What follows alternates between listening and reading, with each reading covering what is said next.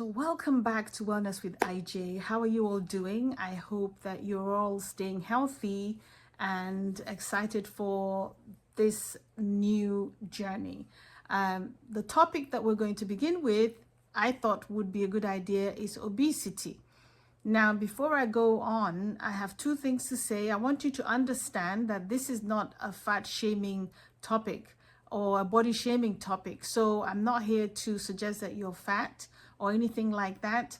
All I'm doing here is to point out what the problems, what the consequences of obesity are, and how we can curb it for those who are interested. So that's number one. The other thing that I want to mention is that I'm just like one of you. I'm 54 years old. I'm going to be 55 in August. So trust me, I've been different sizes. If you go into my closet as we speak, you're going to find clothes size 8 up until size 14. So I want you to know that, I've been all those sizes. So don't take this personal. It's not meant to be personal.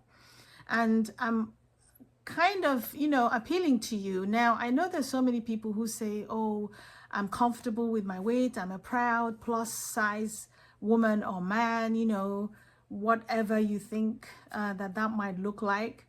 I want to appeal to you to think again.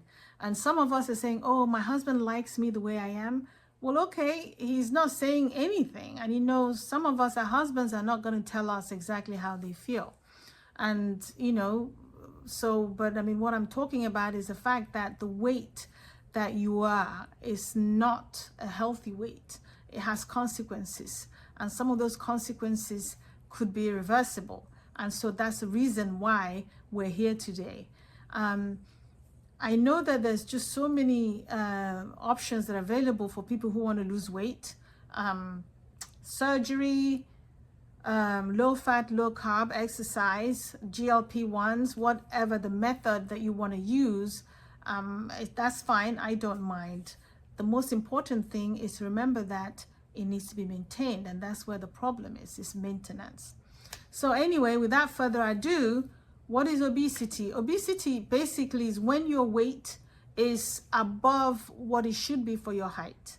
So if you're a certain height, you should be a certain weight. And when that weight is higher than what it should be, that could be that you're just overweight or you're obese. Now, the tool that is often used to measure obesity is your body mass index. And your body mass index is a feature of your height and your weight. So if you don't know what your body mass index is, body mass index, BMI, there's so many calculators that you can find online that you can just plug in those numbers. You plug in your height and your weight, and it will give you your BMI. And depending on what the number is, you can either be overweight, or you can be obese, or you can be normal weight. It's not a perfect tool because all it measures is your weight. It doesn't measure about how much fat you have in your body. As we know, some people are more muscular than others. And the formula is not going to take into consideration the fact that your weight is more muscle or more fat. It's just your weight. So I'm going to appeal to you to just not be just don't be put off by the fact that your BMI is not where it should be. Use it as an indicator and move on. I'm going to put my BMI on the screen, and you will see that my BMI actually puts me in the overweight range, which is probably true.